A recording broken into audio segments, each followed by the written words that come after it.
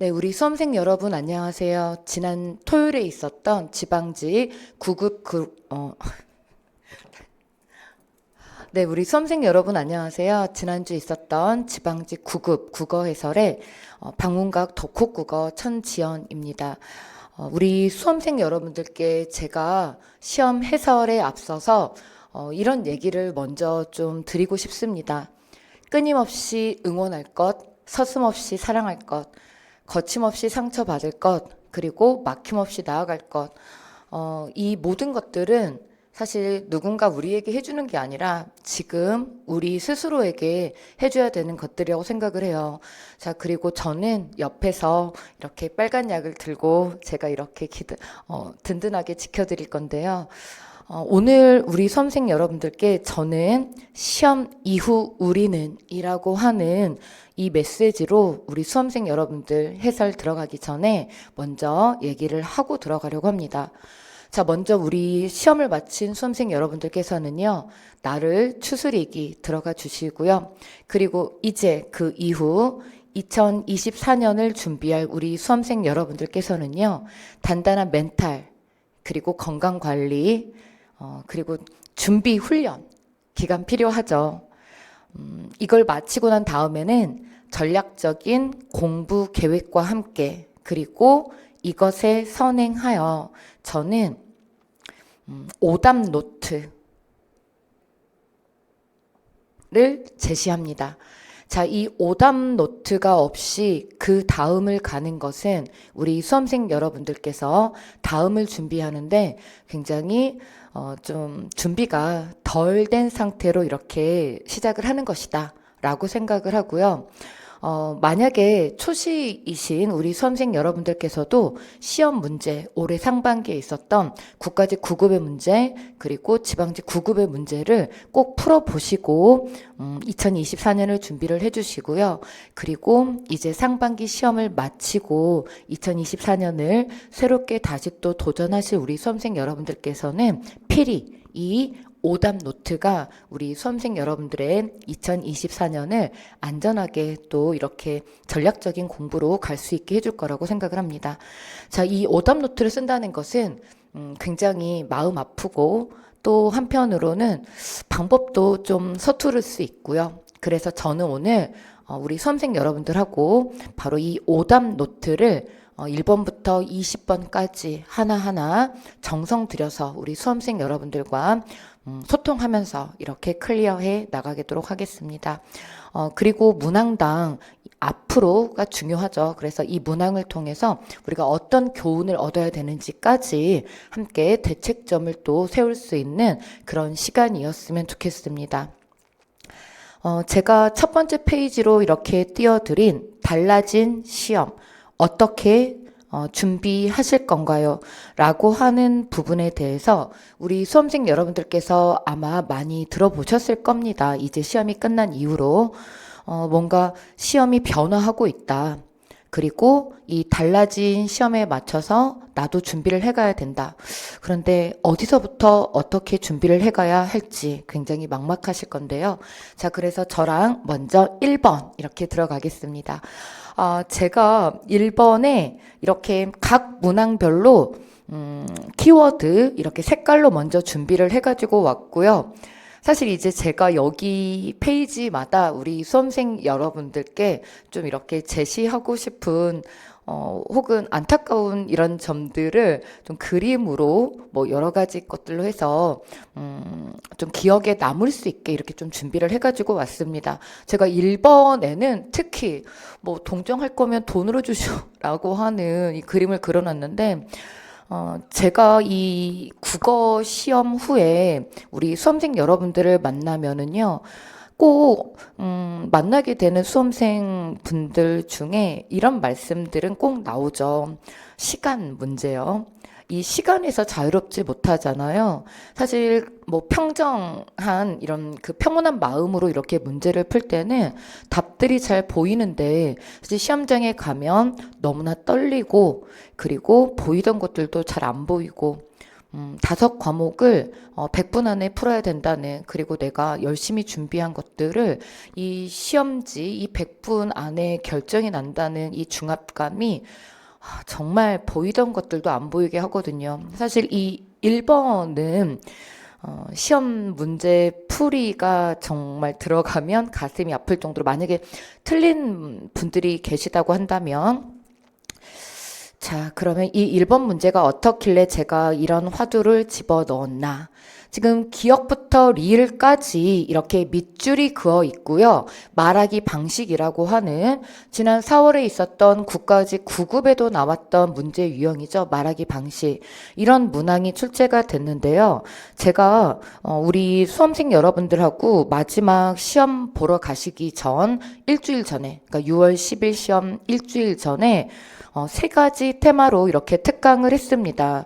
그 중에 먼저 어휘 완전 정복으로 국어 규범까지, 그리고 시조 백선, 그리고 뭐 띄어쓰기로 구품사 완전 정복, 그리고 가장 강조해 드렸던 것이 바로 달라진 시험의 경향, 어휘와 문맥 훈련이었습니다.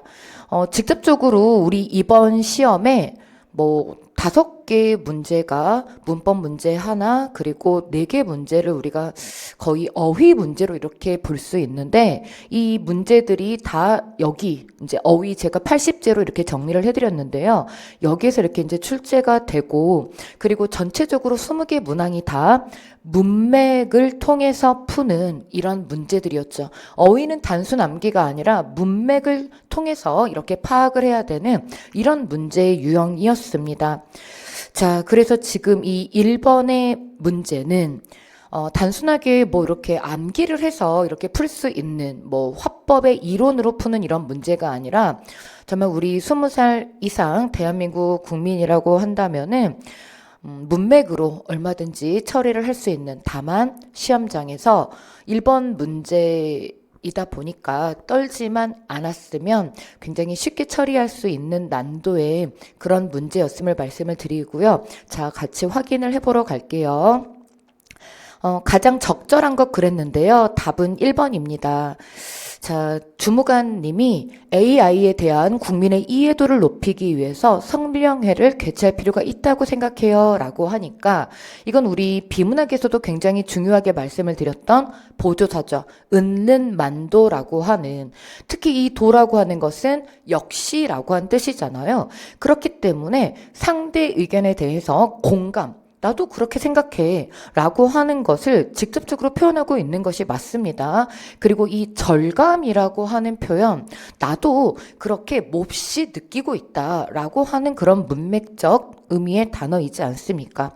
그래서 이제 1번에 이렇게 답이 있다 보니까, 사실 우리는 1번에 답이 있으면은 조금 멈칫하게 되잖아요. 그래서 2, 3, 4번도 아마 이렇게 보셨을 건데, 각기 문장들을 앞뒤 전후 흐름 속에서 이렇게 보셔야 되죠. 그런데 니은 보시면은, 그런데 고민이에요. 여기는 질문 아니고요. 그 다음에 디귿, 뭐 청중의 특성 중에서 어떤 것들 조사하면 좋을까요? 반대 의견 아니고요. 자, 나이, 성별, 직업 등을 조사할까요? 반박 아니고요. 그래서 지금 여기에서 이 문제 자체는 화법의 문제이지만 죄다다 뭐 이런 우리가 어휘의 뜻을 모르지는 않잖아요. 그래서 하지만 이 어휘를 좀 이렇게 잘 키워드 잡았으면 풀 수 있는, 그래서 제가 아까 띄워드린 바로 이 부분이죠. 시험에서 굉장히 이거 죄송해요. 사진을 보여드리는 건 아닌데, 어휘와 문맥 훈련, 이게 굉장히 중요하게 됐다. 달라진 시험에서는 바로 이 2가지 키워드가 전체 어휘, 문법, 그리고 문학 독해, 비문학 독해에 있어서 전부이다 라고 저는 이렇게 말씀을 드립니다. 여기에 물론 문학의 이론, 조금 이따 뒤쪽 가서 문제 풀 때 말씀드리겠지만 일부 이론 조금 들어가긴 하지만요. 여러분, 저하고 앞으로 이 어휘와 문맥 훈련을 철저히 하시면은 2024년 합격은 우리의 것. 자, 다음 2번 문제 보겠습니다. 제가 또 같은 걸 또 데려왔네요. 죄송합니다. 자, 맥락에 따라 그랬습니다. 발문 자체가 맥락이에요. 글의 흐름을 얘기합니다. 어휘와 문맥 훈련의 문제. 자, 본문 자체로 한번 들어가 볼게요. 자, 이번에 문제에서는요, 우리가 굉장히 열심히 연습을 했던 비문학의 순서 맞추기 문제입니다. 이 순서 배열 문제를 우리가 또 굉장히 시험에 나올 거라고 거의 예상을 했기 때문에 뭐 여러 가지 모양으로 풀었습니다. 뭐 이렇게 앞, 뒤가 있는 유형, 뭐 혹은 앞뒤 없이 바로 이제 첫 번째 문장부터 배열 순서 들어가야 되는 이런 문제 유형에 이르기까지 뭐 혹은 중간에 블랭크 뚫어놓고 뭐 이렇게 들어가는 거라든지 여러 가지 방법으로 연습을 했는데 비교적 좀 쉬운 난도로 이렇게 볼 수 있는 문제였고요. 자, 이제 꼬리 물기 이렇게 들어가 주시면 되죠. 앞에 첫 문장에서 독서가 뇌 발달에 큰 영향을 미치니까 자, 이제 여기에 이제 들어갈 수 있는 첫 번째 부분에 그에 따르면 들어갈 수 없고 A 교수 이처럼 이라고 하는 첫 번째 이런 구를 보았을 때 가장 어울리는 첫 번째 부분을 바로 이 나라고 이렇게 봤을 때 그에 따르면 A 교수 그에 따르면 그리고 전두엽을 많이 사용한다. 전두엽이 훈련되어 전반적인 그리고 그 결과는 교육 현장 학교에서 더 좋은 성적을 이렇게 꼬리 물기 들어가는 비교적 좀 쉬운 난도의 문제가 나왔다는 것. 자, 제가 1번, 2번 우선 보시니까 좀 어떠세요? 굉장히 좀 만약에 틀린 문항이 나왔다라고 한다면은 아까 제가 말씀드린 그런 이유이셨을 거고 대부분은 아마 우리 수험생 여러분들께서 무난하게 이렇게 풀어주셨을 건데 아마도 조심스럽게 우리가 이제 예측을 하기에는 2023년에는 이렇게 달라진 첫 번째 해가 되니까 문제가 이렇게 조금 그래도 정돈이 됐잖아요. 1월달 인혁처에서 이렇게 발표한 것에 대해서 그래서 내년 2024년은 그래도 조금 더 이제 난도 있게 그런 문제들로 구성이 될 것이고 우리 수험생 여러분들도 뭐 기본 기조 자체가 바뀌지는 않겠지만 좀 더 좀 난도를 올려서 이렇게 준비를 할 필요가 있진 않을까라고 우리가 이렇게 생각을 하고요. 자, 이렇게 어휘와 맥락, 문맥 굉장히 계속해서 문제가 이어지고 있습니다. 자, 이렇게 해서 답은 우리 수험생 여러분들 제가 이렇게 꼬리 물기 해드린 우리 답은 첫 번째 나에서부터 나, 가, 다로 이렇게 이어지는 이런 모습을 보시면 되겠고요. 자, 이제 3번 문제 또 확인해 보러 가겠습니다. 아래쪽 3번 문제. 자, 이번에는요, 밑줄 긋고 기억부터 리을까지 설명한 내용. 바로 이제 이번 우리 9급 시험의 유일한 문법 문제이었다라고 이렇게 보는데요.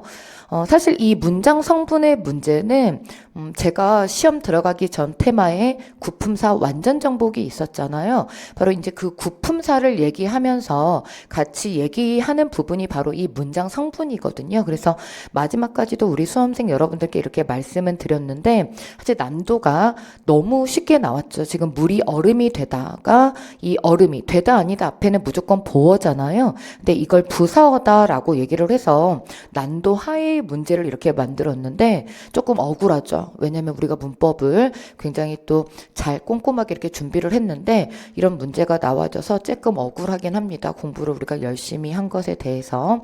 만약에 이렇게 나왔으면 그래도 좀 난도 중상으로 올라가지 않았을까라고 생각을 하고 저도 우리 수업 시간에 다 이렇게 같이 잖아요. 그래서 이렇게 나왔으면 그리고 다른 답지를 좀 바꿔서 냈으면 좋았을 걸이라고 하는 좀 아쉬움은 있습니다.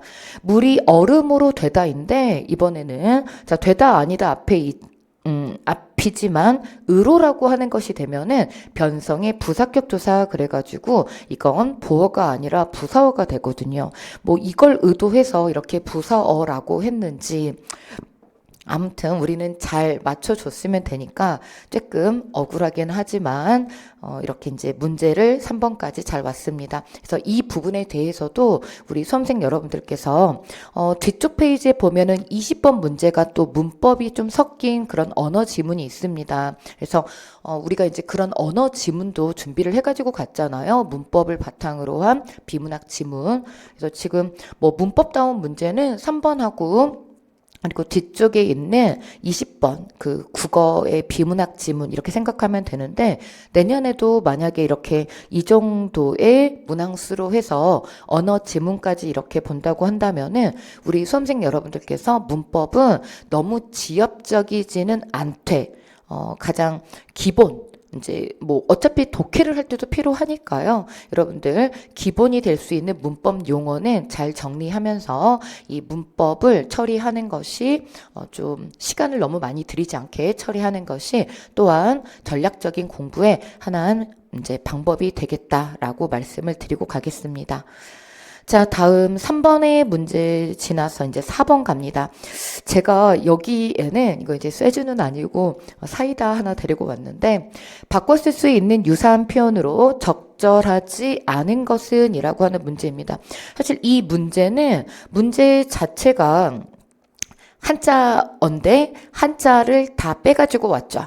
그래서 다 한자어들입니다. 그런데 한자인 듯 한자 아닌 한자 같은 너 해서 사실 우리 국어에 뭐 이런 한자 말들을 마치 한자를 빼고 이렇게 글자만 있다고 한다면, 음절만 있다고 한다면 이거는 그냥 알파벳 A, B, C, D를 그냥 늘어놓는 것에 지나지 않는 이런 표현일 수 있습니다. 왜냐하면 특히 우리 수험생 여러분들 제가 이번 시험에서도 그렇고 뒤쪽에 보면 결제 같은 거라든지 음은 같은데 그게 20번 내용이잖아요. 음은 같은데 뜻은 다른 이런 한자어로 이렇게 대처를 해야 되는 예를 들어 사실이 있는데 역사자자 사실이냐 일사자 사실이냐 이런 거 그래서 한자를 이렇게 옆에다가 이렇게 적어줘야지 진정한 뜻을 이렇게 볼 수 있는 이런 표현이 되는 이런 것이 사실 우리 국어잖아요. 근데 이것들이 지금 한자인데 한자 빼놓고 한글만 이렇게 해놓고 유사한 표현으로 적절하지 않은 건 이제 바꾸는 거죠. 우리 이제 다른 국어의 고유한 이런 표현으로. 그러니까 사실 이 문제는 제가 그래서 이렇게 울고 있어요. 사실 이렇게 뭐 단어 자체는 많이 어렵고 이런 단어는 아니지만 좀 우리 수험생 여러분들께서 그래도 이제 시험 시간에 약간은 헷갈릴 수는 있지 않았을까. 하지만 이 모든 단어들이 우리 수험생 여러분들하고 제가 뒤쪽에 가서 어휘 한자 문제는 한꺼번에 좀 페이지 수를 알려드릴 겁니다. 우리 이번에 올백 적중이거든요. 한자까지도 올 적중. 이런 것도 말씀드려야죠. 왜냐하면 또 저 믿고 이렇게 같이 수업하신 우리 수험생 여러분들께서 이제 헛된 보람은 아니었다. 그리고 앞으로 또 저를 믿고 따라오실 우리 수험생 여러분들께도 안정감을 드려야 되니까 저도 이렇게 한자까지도 그러니까 우리 교재가 이렇게 다 얘기를 하고 있었음을 이제 뒤에 가서 좀 종합해서 말씀을 드릴게요. 너무 또 막 그런 게 길어지면 안 되니까. 그래서 여기는 이제 문맥으로만 보셔도 사실 이것도 마찬가지로 제가 또 말씀드리는 거는 문맥 처리만 또 잘 하셨어도 이걸 풀 수는 있는 문제였다. 우리 수험생 여러분들 보고 갔으니까 더 잘 풀어 오셨을 거라고 생각을 하고 예를 들어서 연잎이 막 헤엄치고 다니진 않잖아요. 근데 여기를 이렇게 꼭 굳이 헤엄치다라는 점수 주려고 그랬나? 연못 위를 연잎이 막 이렇게 부유하다 떠다닌다라고 하는 거죠. 그래서 적절하지 않은 거 4번 이렇게 찾아주시면 되고 뒤쪽에 이제 한자 어휘 문제와 함께 종합해서 대책점 그리고 우리 교재에 어느 페이지에서 어떤 식으로 공부를 했는지 연결하면서 이렇게 말씀을 드리겠습니다. 자, 다음 5번 문항 가겠습니다. 와, 이거 우리 방금 전 또 이렇게 같이 공부하고 갔던 시조백선 시험 전 바로 일주일 전이죠. 그래서 거기에서 이제 배웠던 것들이고 저는 어떤 것까지 우리 수험생 여러분들하고 제가 나를 따르라 어떤 것들까지 다 얘기를 했냐면 와 정말 이거 같이 듣고 간 우리 수험생 여러분들 이거 조대감설 이것 때문에 너무 좋았다고 제가 답지까지 다 적중을 한 거잖아요. 답지에 조대감설 여러분 조대감 모르면 시험을 못 본다는 설 여러분 이 조대감설이 뭐예요? 조자가 대조 그리고 대구 그리고 이 감이라고 하는 거는 감정이입, 그리고 감각적 이미지, 그리고 설이법. 그대로 우리 답지에서 조대감설이 나왔잖아요. 그리고 이 두 개 작품 그대로 일주일 전에 보고 간 거고. 그래서 특강 하루면 된다 그 시리즈, 저는 우리 수험생 여러분들 정말 시험에서 고득점 할 수밖에 없는 그런 코스로 마지막까지 정리해서 잘 보내는 드렸는데 네, 잘 찾으셨죠? 네. 해서 여기 보시면은요, 여러분 청산하고 녹수가 대조가 돼 있어요. 차이점이 있습니다. 녹수는 흘러가지만 청산은 변하지 않는다. 차이점이죠. 자, 그 다음. 우리 이것도 그러니까 그대로 문맥이잖아요. 여러분, 주야의 밤낮으로, 그러니까 이 흐르는 물이 어찌하여 밤낮으로 그치지 않느냐라고 했지, 이거 자체가. 그러니까 우리가 자칫 잘못하면은 이 맥락에 물 흐르는 소리를 생각을 했으면 자칫 이걸 이제 못 찾았을 수 있겠는데요. 여러분, 이거는 물이 흐르는 소리를 얘기하는 게 아니죠. 시각적인 거죠. 주야, 밤낮으로 계속해서 이렇게 흘러가는 것. 그래서 청각적 심상이라고 이제 얘기되어 있는 부분이 틀린 거니까 조대감설, 우리 마지막 체킹하고 간 조대감설. 앞으로도 조대감설은 잘 기억해 주세요. 자, 그리고 가나 모두 대꾸가 있고요. 여기 청산, 녹수, 내 뜻, 님의정. 청산은 어찌하여, 유수는 어찌하여, 대꾸 다 들어가 있고요. 가나 모두 변할송가, 가난고, 아니난고 해서 설입적 표현이 이렇게 다 들어가 있는 것을 볼 수 있습니다. 자, 다음 6번의 문항을 보겠습니다. 여러분, 이 주제 찾는 문제죠. 중심 내용 그러면은 주제를 찾는 이런 문제인데요. 제가 이제 주제 찾는 문제도 우리 수험생 여러분들하고 수능이나 피색과는 다른 방법으로 가야 된다라고 말씀을 드렸죠. 우리 시험은 객관식 시험. 마지막 끝단락을 보고 답지와 비교를 해서 만약에 답이 보이지 않으면 위쪽으로 스멀스멀 올라가셔라. 그런데 이번에 이 시험에서도 우리 6번 마지막 세 번째 단락만 읽고 접근을 해도 충분히 풀 수 있는 그런 문제였다. 그래서 사실 이 주제 묻는 문제는 점수를 좀 내려는 빨리 이제 풀고 다음 걸로 넘어가라. 좀 점수 주려는 문제이다. 라고 제가 이렇게까지 좀 오버를 했던 그런 문제 유형인데요. 자, 여기에 이 부분이 있죠. 나에게 얼마나 필요한가에 대한 고민 없이 휩쓸려 가면 안 된다. 자, 그래서 4번. 상품을 구매할 때 사용 가치가 자신의 필요. 이거 너무 중요하죠. 필요하지도 않는데 사면 안 되는 거. 그래서 6번 이렇게 클리어 해주시면 되겠습니다. 자, 다음 7번입니다. 7번. 우리 오랜만에 또 이, 페이지, 몇 개 문제 좀 지나서 나왔으니까. 자, 또다시 이제 문맥으로 푸는 이런 문제입니다. 우리가 이제 장문으로 이렇게 다 연습을 했던 그 퇴고의 문제인데요. 사실 이것도 장문의 퇴고 문제를 가장한 어휘의 문제였죠. 자, 문제로 한번 가보겠습니다. 자, 어색한 곳을 찾아 수정한 방안으로 적절한 것 그랬는데요. 지금 읽어보시면은 우리 이 기역, 니은, 디귿은 고치지 않는 것이 맞습니다. 문맥, 글의 흐름상 짐작할 수 있듯이 종교적인 관점에서보다 학이라잖아요. 학문적인 관심이다. 자, 서학을 무조건 따르자고 주장하지 않았다. 그래서 지금 디귿까지 이렇게 다 고친 것들이 아니라 고치지 않는 것들이 맞는 답이었다는 거예요. 그래서 이 수정 방안으로 가장 적절한 것. 우리 이제 이것도 난도는 그렇게 어렵지 않은 기출 어휘에서 함께 공부한 지양과 지향의 부분. 지양과 지향.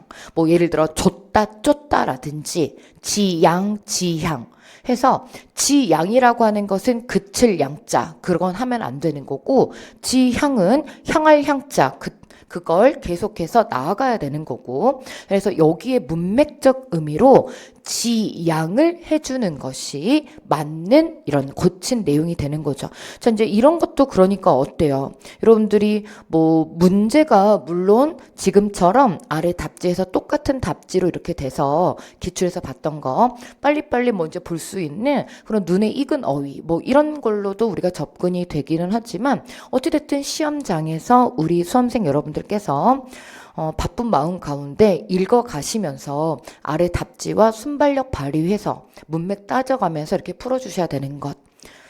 자, 다시 한번 제가 이 부분을 어휘와 문맥 이렇게 정리를 해드리면서 지나갑시다.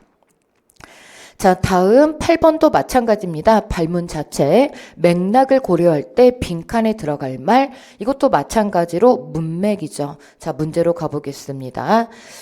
가운데 블랭크 추론형이죠. 블랭크 뚫었어요. 이제 능숙한 필자, 그 다음에 미숙한 필자, 이것에 대해서는 우리 02권 기본서에서 교과 학습 내용, 그러니까 독서, 교과 학습 내용으로 우리가 같이 학습을 했던 부분이고요. 바로 이 계획을 할 때 예상 독자를 분석해야 된다라고 하는 것에 대해서도 우리 수험생 여러분들하고 이런 이제 독해 시간에 같이 02권을 통해서 이렇게 얘기를 했던 부분입니다. 자, 이 중 예상 독자 분석이 중요한 이유는 블랭크 때문인데 뒤쪽에 글의 흐름 속에 바로 내용이 있습니다. 자, 글을 쓸 때 독자의 수준에 비해서 너무 어려운 개념, 전문 용어가 있다면 독자가 글을 이해하기 힘들다. 그렇죠. 유치원 아이들한테는 그 아이들한테 맞는 내용, 또다시 고등학생들한테는 그 아이들에 맞는 어휘와 그러한 내용. 자, 이렇게 해서 민간에 들어갈로 가장 적절한 것은 필자의 메시지를 효과적으로 전달하는 데 도움이 되기 때문이다 라고 하는 내용으로 문맥적으로 이해하셔가지고 답지에서 골라주셔야겠습니다. 자, 다음 9번 문제 갈게요. 제가 이제 현대시 문제잖아요. 이제 기영도의 빈집이라고 하는 기영도님의 시 중에서는 그래도 비교적 좀 쉽게 읽을 수 있는 그런 문제였는데요. 제가 다시 시인데도 어휘와 문맥이라고 하는 걸로 데려왔어요. 여러분, 이 현대 문학 그리고 고전 산문, 그러니까 제가 그렇게 이제 우리 수험생 여러분들께 늘 수업 시간에도 말씀을 드렸죠.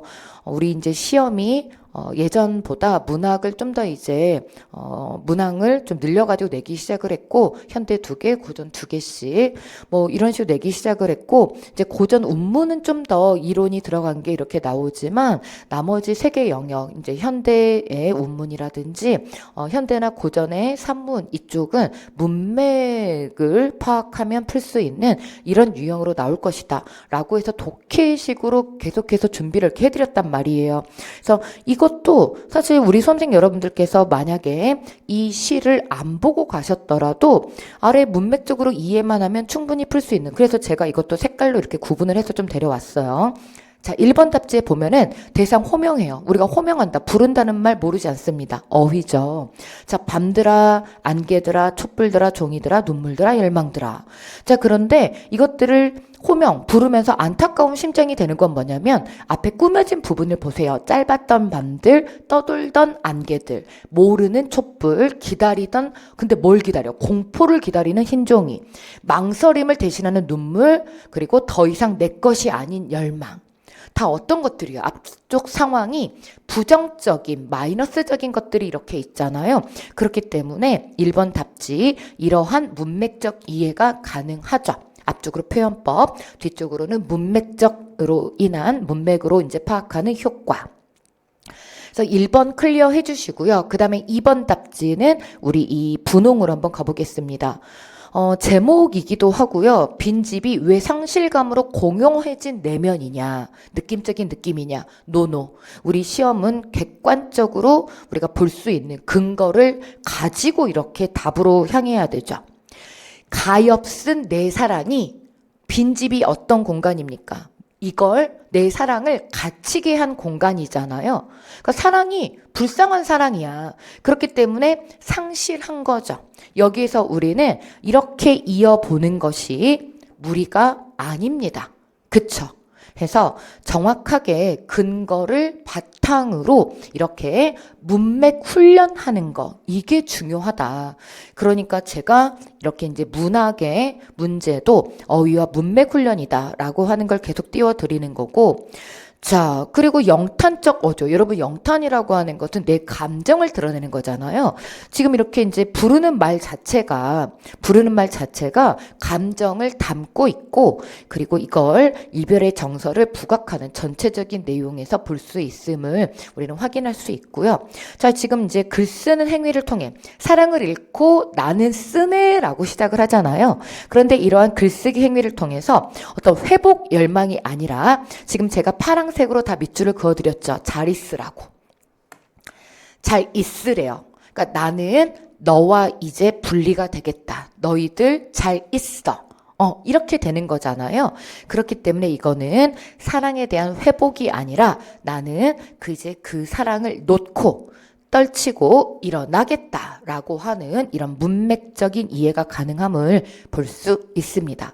다시 한번 문맥과 어휘 훈련이다라고 하는 것을 말씀드리면서 다음 문항 가겠습니다. 자, 이번에는 현대 소설 바로 이어지는데요. 이것도 이제 뭐 답지 자체로 보자면 뭐 서술자라고 하는 이런 또 문학의 이제 소설에서 굉장히 또 중요한 하나의 시점을 보게 하는 그런 이론적 용어가 있기는 합니다.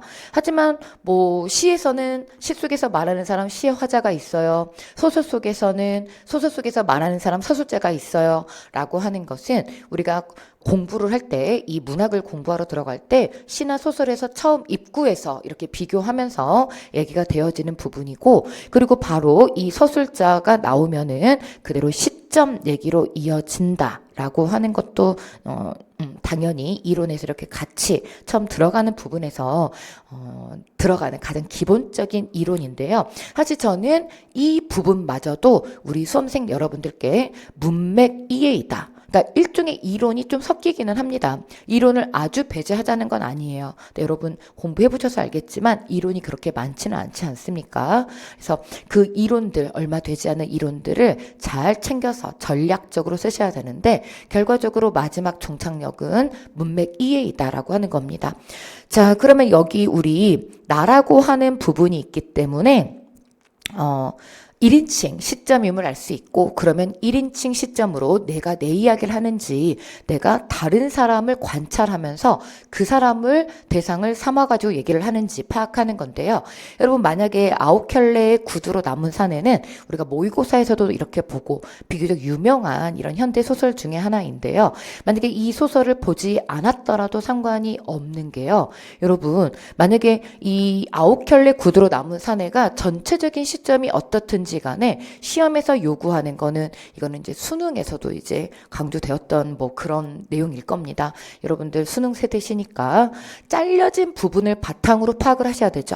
전체적으로 뭐 예를 들어 3인칭 시점이더라도 잘려진 부분이 1인칭 시점이라면, 그리고 전체적으로 만약에 1인칭 주인공 시점이더라도 잘려진 부분이 1인칭 관찰자 시점이면 그렇게 파악을 하셔야 되는 건데, 지금 이 문항은 그대로 내가 내 얘기를 하고 있는 것이 아니라 내가 제3자의 얘기를 하고 있는, 그래서 답은 우리 몇 번으로 이렇게 보시면 됩니까? 1인칭 관찰자 시점에 바로 2번으로 이렇게 체킹을 해주시면 되겠습니다.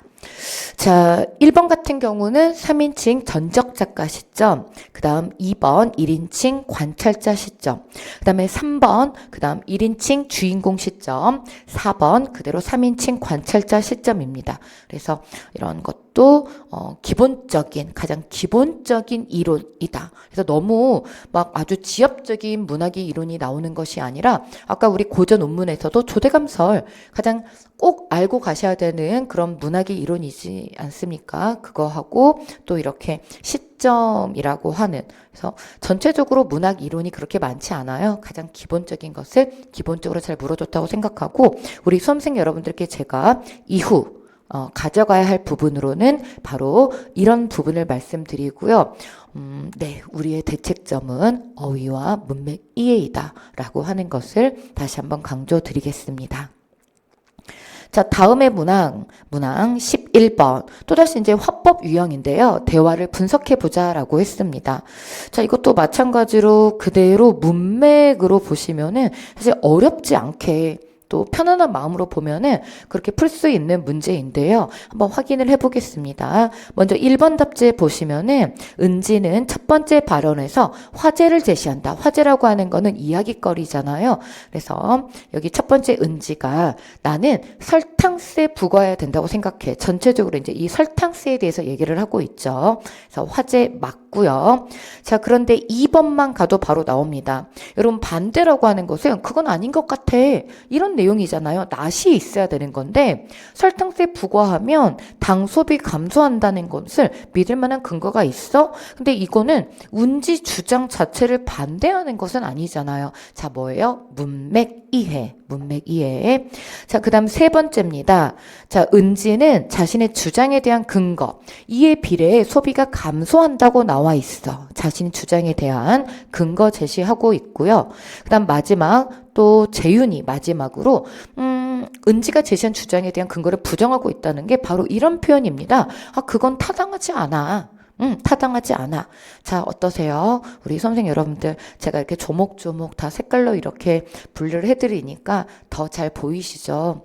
네, 내년에도요, 우리 기본 과목들은 이렇게 난도가 공부를 꾸준히 이렇게 잘 해 가시면 어렵지 않은 이런 시험 문제일 것을 좀 말씀드리고요. 제가 문제 20번이 끝난 후에는 이것에 대해서도 종합적으로 대책점을 좀 말씀드릴 수 있도록 하겠습니다.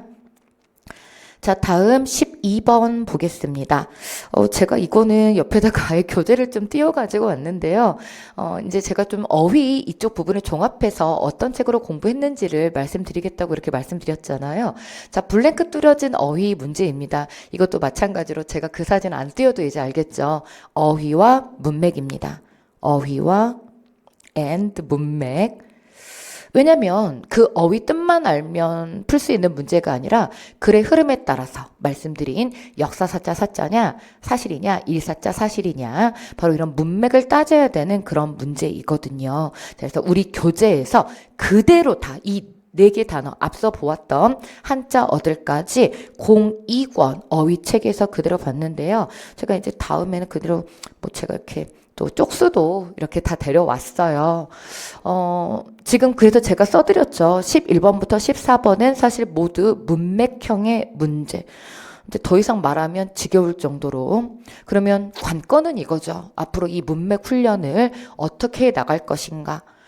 이어지는 또 제가 우리 수험생 여러분들하고 또 커리큘럼 얘기도 이제 다시 또 다른 영상에서 뵐 거예요. 그래서 거기서 자세하게 말씀드리겠지만 여기에도 공식 국어에 필요한 방법이 분명히 있음을 말씀드립니다. 그냥 마구잡이식으로 기존에 해왔던 방법으로 하면 절대 안 됩니다.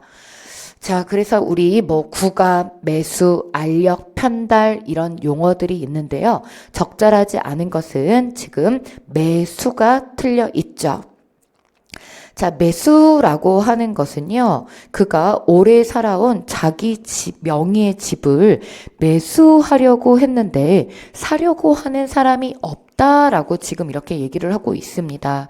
자, 그런데 제가 이 한자어가 되게 또 우리 수험생 여러분들께서 저랑 이제 또 24년형으로 또 공부해 가실 거잖아요. 근데 되게 또 재밌게 배울 수 있는 부분이 좀 요소들이 있는 게 한자예요. 아주 괴물만은 아니거든요. 자, 이 매수자도 이렇게 보시면은요, 이 매자가 우리 매매하다는 말 들어보신 적 있죠? 매매 뭐 이런 말이 있어요. 이게 자꾸 안 먹네요. 자, 매매라고 하는 이런 말이 있는데 이게 가끔 매매. 내가 뭔가를 빌딩을 뭐 집을 매매하려고 한다. 뭐 이 매매라고 하는 것이 음이 똑같죠. 그런데 앞쪽은 살 매자, 뒤쪽은 팔 매자 그렇습니다. 예를 들어서 뭐 순서는 바뀌어도 상관이 없고 자 그래서 이 모양까지도 굉장히 유사한데요. 지금 여기에 보면 이 매수자는 이 매자 위에 아무것도 없잖아요. 이건 지금 내가 무언가 물건을 사는 겁니다. 살 매자거든요. 근데 이 뒤에 만약에 예를 들어 이게 팔 매자라고 한다면은 팔매자는 무언가 팔 게 있어야지 사겠죠. 팔겠죠. 그래서 팔매자는 이 살매자 위에, 이거 이제 살매자 위에 무언가 그 다른 단어가 조금 들어가요. 다른 부수가. 그래서 이런 부분에 대해서 제가 이제 수업 시간에도 같이 이렇게 좀 얘기를 했던 그런 부분이 또 이렇게 나와가지고 저는 저라고 또 이제 수업을 하신 수험생 여러분께서는 또 이제 그런 식으로 또 생각해서 이 문제를 풀 수 있으셨지 않았을까라고 또 생각을 하고요. 또 나머지 단어들도 지금 이렇게 제시를 해드린 것처럼 이렇게 다 또 기본서에서 공부를 공익원에서 했던 거라서 우리 수험생 여러분들께 저는 조금은 덜 미안하다. 그래도 같이 공부하신 수험생 여러분들께는 이렇게 좀 말씀을 드리고 조금 자랑하려고 여기를 좀 필요 없는 얘기를 하고 갑니다. 죄송합니다.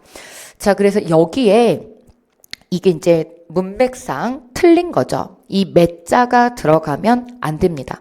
지금 여기에 있는 이 한자의 매수는 말씀드린 것처럼 뭔가 물건을 사서 넘겨받는, 받을 숫자거든요. 받는 거예요. 사서 받는 겁니다. 그래서 문맥을 보니까 오래 살아온 자기 명의의 집을 사서 받으려고 한다. 자기 명의의 집을. 근데 사려는 사람이 없다고요. 지금 팔려고 하는 거겠죠.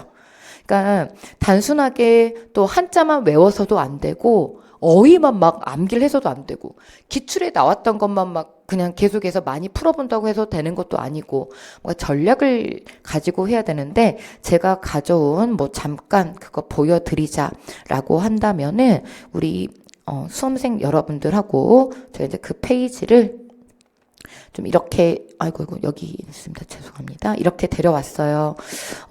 하나 단어만 좀 보여드릴게요. 이렇게 이제 공부를 하고 갑니다. 한꺼번에 여러분들이 뭐 한자도 보고 어휘 문맥 공부도 할 수 있게 이렇게 공부를 하고 가요. 1번 답지에 있는 구가 그대로 이렇게 이제 같이 공부를 하고 간 거죠. 너무 많은 단어들이 아니었어요.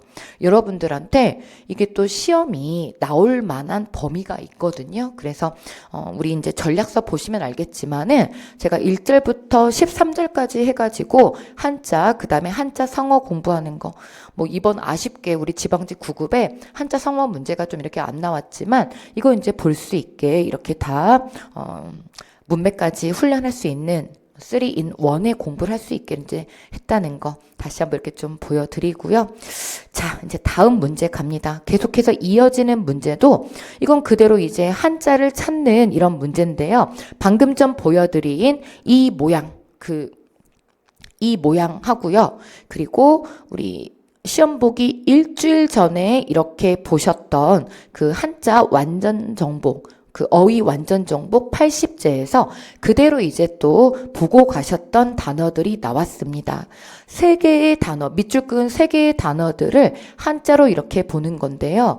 지금 결제만 이렇게 찾아주시면은 이 보상할 보자, 그래서 이 보상하다, 이 한자를 찾아주는 거는 이 한자하고 비교를 해서 우리가 또 제가 358페이지라고 이렇게 밝혀드렸죠. 그래서 이 한자를 보고 갔기 때문에 이제 여기까지는 잘 찾으셨을 거라고 생각을 하고요. 그리고 뭐 예를 들어서 여기가 좀 헷갈렸을 것 같기는 해요. 가장 이제 좀 우리 수험생 여러분들께서 공부를 만약에 여기까지 만약에 장관을 좀 안 봤다라고 한다면은 이건가 좀 헷갈릴 수 있는데 이제 제가 여기에다 이제 소거를 좀 이렇게 했죠. 먼저 이거 결제는 우리가 가장 많이 보는 거니까 아이제자 결제냐 뭐 어이제자 결제냐라고 해가지고 그래서 이 결제를 찾아가지고 여기 이렇게 지워주시고 하시면서 1번 답을 이렇게 문맥에 맞게 또 찾아주는 거. 그래서 제가 먼저 12번, 14번을 좀 이어서 이렇게 한자, 어휘를 이어서 말씀을 좀 드렸고요. 우리는 앞으로도 단순하게 그냥 여기가 한자 학당은 아니잖아요. 그렇기 때문에 한자를 막 천자문 배우듯이 하지는 않을 거고요. 보여드린 것처럼 이제 비문학 공부도 될 수 있게 더불어서 시험에 나올 한자의 어휘 표현들 이것도 잘 보실 수 있게 그리고 전체적으로 국어 공부 시험에 또 기본기를 잘 닦을 수 있는 이런 공부가 될 수 있도록 제가 어휘 공부를 또 할 수 있도록 하겠습니다. 자, 13번입니다. 마찬가지로 이것도 이제 어휘 문제인데 이것도 우리 그 테마 어휘 완전 정복에서 그대로 이제 보고 가신 거예요. 거기에서도 말씀드린 것처럼 저는 항상 이 말씀드리죠. 우리 시험이 한글 맞춤법의 57항을 굉장히 좋아한다. 이것도 그대로 문맥에 따라서 이렇게 파악을 해주셔야 되죠. 티읕이 들어가냐, 소리 나는 대로 가냐. 이것도 마찬가지로 알음이냐, 뭐 얼음, 뭐 아름, 혹은 아름 소리 나는 대로 뭐 다쳤다 이것도 히로 들어가서 피동이냐 아니면 치가 들어가가지고 소리는 같은데 이런 피동이냐 강조냐 뭐라고 해서 다 문맥에 따른 이런 표현들을 찾아줘야 되는 것을 한글 맞춤법 57항을 점검하면서 마지막까지 우리 수험생 여러분들에게 강조를 해드렸고요. 지금 이거는 디귿으로 가면 안 되죠. 거두어 잡는 것이 아니라 속과 겉 대강 헤아린다. 이럴 때는 티읕 받침으로 이렇게 가야 된다는 것을 마지막까지 이렇게 말씀을 드렸기 때문에 우리 수험생 여러분들께 이제 한글 맞춤법 57항 이렇게 보여드리면서 가고요. 제가 이렇게 이제 어휘의 한자 부분이 좀 이번 시험이 좀 있고 또 한자 성어가 안 나와서 우리 수험생 여러분들께서 좀 시험 시간에 이런 부분들이 모양 자체에서 조금 중압감이 오셨을 것 같아요. 그런데 마음을 딱 가다듬고 문제로 들어갔을 때는 우리가 공부했던 것들이 좀 이렇게 나왔고 비교적 난도는 그렇게 좀 아주 세지는 않았기 때문에 이제 좀 잘 풀어갖고 오셨기를 저는 좀 이렇게 바라고요. 이후가 중요하죠. 이제 앞으로 시험을 보실 우리 수험생 여러분들 이걸 보고 계시는 이후가 중요하니까 제가 제시해드린 우리는 어떤 식으로 공부한다라고 하는 것에 대해서 제가 커리큘럼 영상에서도 자세하게 말씀드리겠지만 이쪽 영상, 우리 해설 영상에서도 이렇게 이해를 하고 가셔주셨으면 좋겠습니다. 자, 다음 이번에는 5번 그대로 이것도 추론 뭐 이제 뒤쪽으로는 다 이제 독해 문제들이 이렇게 있습니다. 어휘 문법 문제 끝났어요. 근데 죄다 다 어휘와 문맥 훈련 그리고 발문 자체에 추론이라는 말들이 많습니다. 하지만 우리 수험생 여러분들 추론 문제에 약간 전초전 그래서 조금 답을 아주 뭐 어렵게 뭐 답지가 아주 꼬여 있고 이런 것은 아니었다 말씀을 드리는데 15번하고 20번 문항이 이번 독해 문항에서는 그래도 가장 좀 까다로운 그런 문항이었고요. 15번 같은 경우는 내용이 조금 그래도 난도가 있었고 비교적 답지는 좀 조금 난도가 좀 약했다. 그런데 20번 같은 경우는 본문 자체에 한자도 섞여 있고 그리고 아까 말씀드린 그런 문법을 내용으로 하는 그런 언어 지문이었기 때문에 우리 수험생 여러분들께서 조금 더 어려움을 느끼셨다고는 합니다. 자, 아무튼 전체적으로 이제 추론 문제형의 독해 문제들이 이어지고요. 여기도 저는 이제 전체적으로 다 어휘 문맥형의 문제이다 라고 하는 것을 말씀드리고요. 제가 이렇게 다 색깔로 도련을 가지고 왔습니다. 자, 적절하지 않은 것 그랬는데요. 지금 이 글을 읽어보시면은 다 근거들이에요. 1번 답지의 근거. 첫 번째 앞쪽에 고립된 채 살아가는 존재, 복수의 상태로 살아갈 수밖에 없는. 그래서 1번 답지, 맞는 답지. 자, 그 다음 2번 답지, 이러한 이유로 우리는 다원적 존재, 타인을 포용하는 공존의 태도, 그래서 다원성을 지닌 존재로서 포용적으로 공존해야 된다. 사실 추론이라고 되어 있지만 일치 불일치 문제와 굉장히 유사하죠. 자, 그 다음 이제 4번. 이제 제가 노란색으로 데려온 개인의 특수한 단수성을 제거하려는 시도는 특수한 단수성. 근데 여기가 어떻게 답지를 만들었나 봐주세요.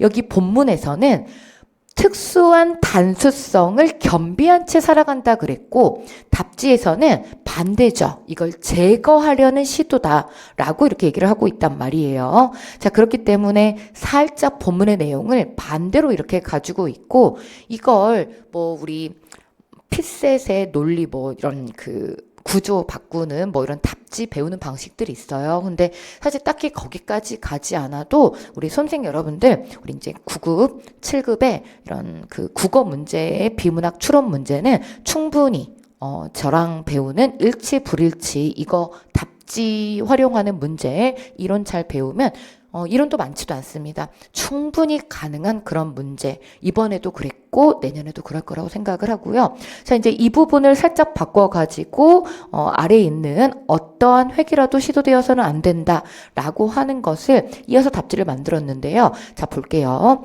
개인의 특수한 단수성을 제거하려는 시도는 사회의 다원성을 파괴하는 결과로 이어질 수 있다. 어떠한 획이라도 시도되어서는 안 된다. 왜? 이러니까.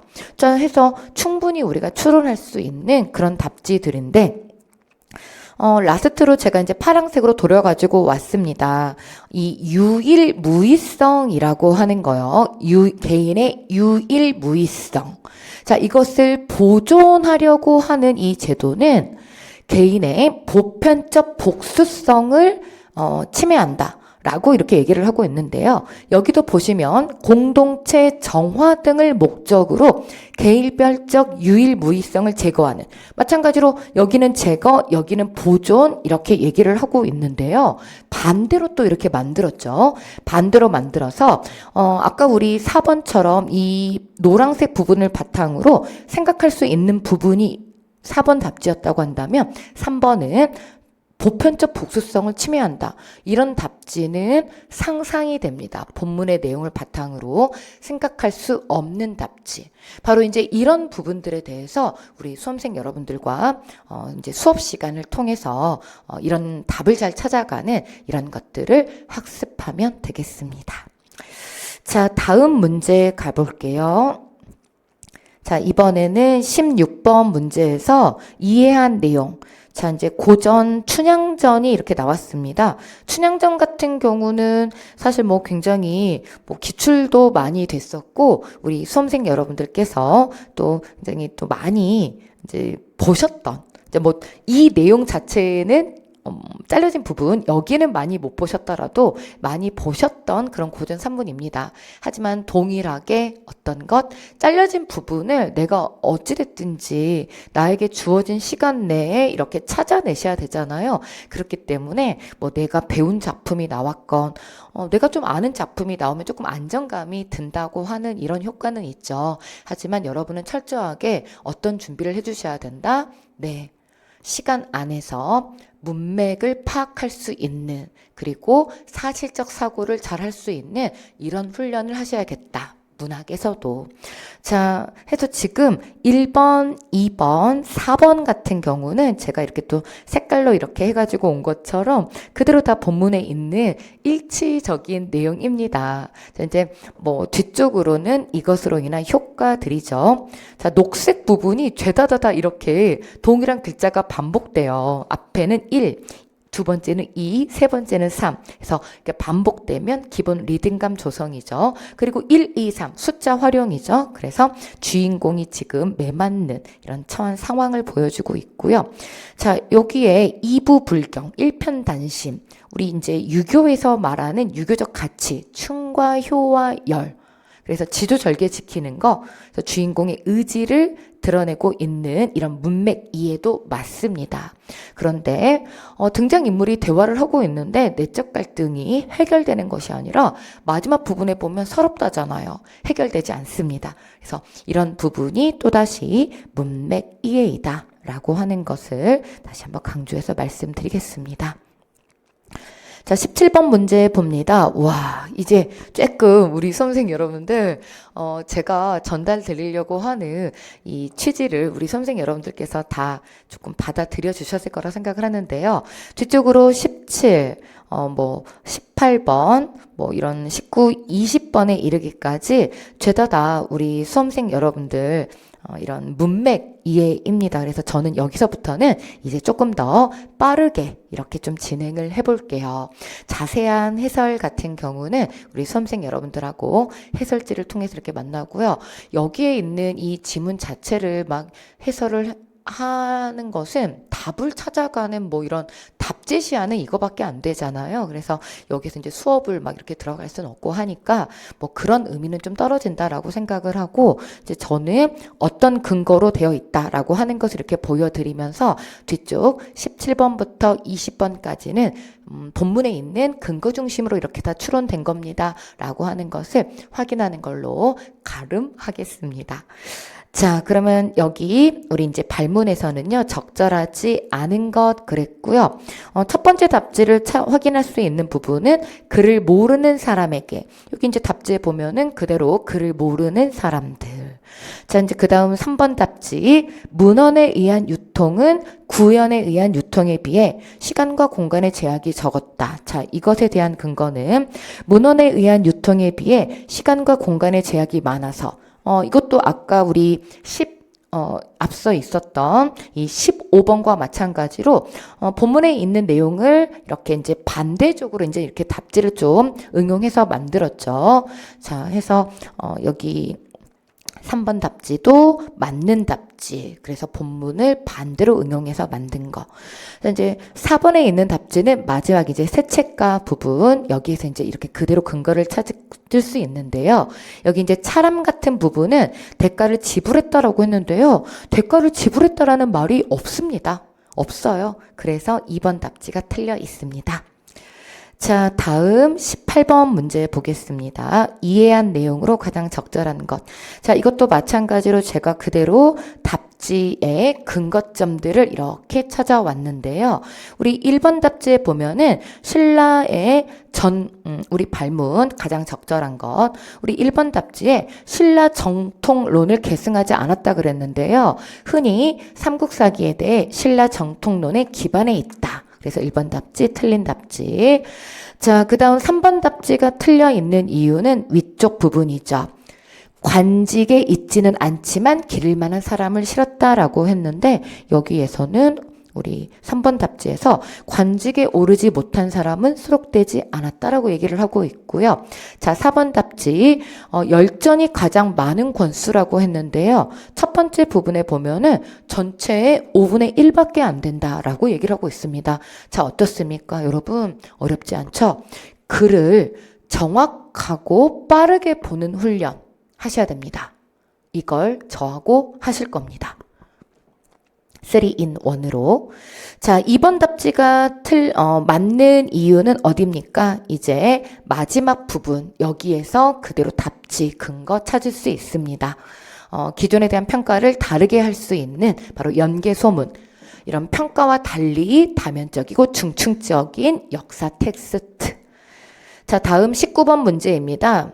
추론한 내용으로 적절하지 않은 것 그랬는데요. 여기도 마찬가지로 그대로 발문 자체는 추론이지만 일치 불일치. 자, 첫 번째 1번 답지부터 틀려 있습니다. 앞쪽 부분에서 이 IQ 검사를 최초로 1905년에 이렇게 시작한 이유는 직접장애와 학습 부진을 가려내려고 기초 학습 능력 평가를 목적으로 한 것이지, 지금 1번 답지에서 보는 것처럼 우수한 아이를 고르기 위한 것은 아니었다. 1번 답지 틀린 답지.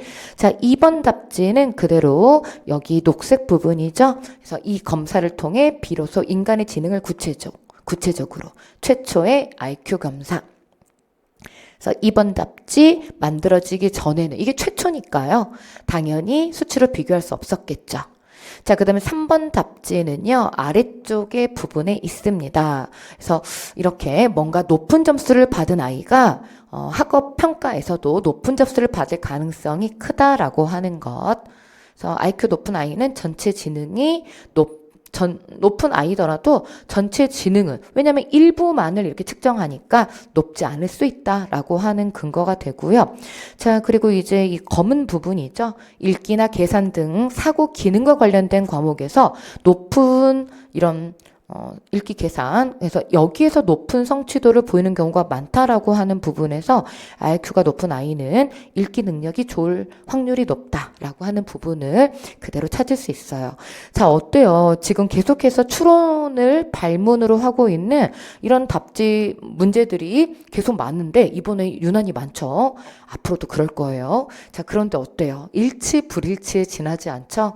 그래서 피셋 유형으로 공부해야 되나? 이런 거 너무 걱정하지 마세요. 막 논리 퀴즈 이런 거 손대고 그러면 안 돼요. 그러려면 우리 시험 이름도 바뀌어야죠. 피셋이라고. 자, 라스트 20번, 우리가 가장 어렵다라고 했던 20번 문제 가겠습니다. 이것도 마찬가지로 발문 자체, 추론이라고 이렇게 되어 있는데요. 적절하지 않은 것 찾자라고 했습니다. 내용 자체는 좀 문법적인 내용을 좀 갖고 있다라고 말씀드렸고, 근데 이 지문에 있는 내용이 앞에 있는 그 문제들을 좀 아우르고 있어요. 어휘 문제들을. 일사자 사실이냐, 역사사자 사실이냐, 막 이런 거. 자, 해서 첫 번째 우리 맞는 답지부터 얼른 좀 확인을 좀 하고 갈게요. 제가 색깔로 이렇게 도려내 놓은 정수가 깨끗하게 한 물일 때 애인이 이 애자가 인을 수식하는 관형어, 그래서 수식. 자, 그 다음에 노랑 부분입니다. 3번 애인에서 애가 문장 성분이 바뀌더라도 동음 이연은 아니다. 자, 다른 문장 성분으로 사용되기도 한다. 그래서 뭐 인을 목적어로 삼는 서술일 때도 있다. 자, 그리고 4번 분홍색 여기에 보시면은요. 글자만으로 의미를 파악하지 못하는 경우가 많다. 그래서 이 한자는 그런데 안 그렇다. 한글로 사고라고 쓰면은 뭔가 이게 뜻밖의 발생한 거냐 아니면은 생각사자냐 이런 게 헷갈려질 수 있는데 우리 뭐 여기 4번 답지 의사 그러니까 예문들이 2번하고 4번은 본문 외적인 예문을 좀 데려왔죠. 그래서 닥터, 이게, 이 의사라는 말이 닥터가 되는지 아니면 의로운 사람인지 이 글자만으로는 안 된다. 그래서 제가 아까 우리 문제에서 그 사이다 먹고 우는 아이를 이렇게 해놓은 이유가 바로 여기예요. 한자인 듯, 한자 아닌, 한자 같은 너. 그렇게 문제에서 있으면 지금 이런 결과를 낳는 거예요. 그래서 지금 1번, 3번, 4번은 본문에서 다 얘기를 하고 있는 건데 1번 답지 한문이 한국어 문장보다 문장 성분이 복잡하다라고 하는 것은 본문에 있는 내용에서 근거를 찾을 수가 없습니다. 해서 상상하면 안 되니까 1번 틀려 있어요. 자, 이렇게 해서 우리 수험생 여러분들과 함께 전체적으로 1번부터 20번까지 이렇게 살펴보았습니다.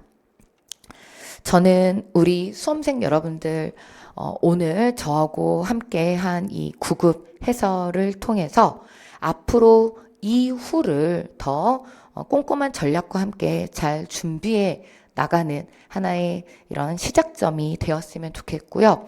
또 저도 이 문제 하나하나를 통해서 앞으로 우리 수험생 여러분들하고 이전에도 이렇게 안정적인 공부를 했고 앞으로도 달라진 이 시험의 트렌드와 함께 이 변화된 문제 유형과 함께 전략 열심히 준비한 또 제가 몇 년에 걸쳐서 이렇게 달라진 시험이 지금 갑자기 달라진 게 아니니까요. 그 준비한 것들을 우리 수험생 여러분들하고 정말 제대로 이렇게 짜서 다시 한번 우리 수험생 여러분들과 함께 할 것을 약속드리고요. 자세한 앞으로의 이후 일정은 저의 커리큘럼 영상을 통해서 또 이렇게 참고해 주셨으면 좋겠고 다시 한번 우리 수험생 여러분들께 우리 스스로 이렇게 응원을 해줘야 된다라고 하는 것을 말씀드리면서 9급 해설 강의를 마치려고 합니다. 자, 우리 수험생 여러분들 정말 고생 많으셨고요. 자, 다음 시험을 또 준비한 우리 수험생 여러분들은 저하고 함께 다시 또 이렇게 파이팅 하면서 갈 수 있도록 하겠습니다. 자, 수고 많으셨습니다.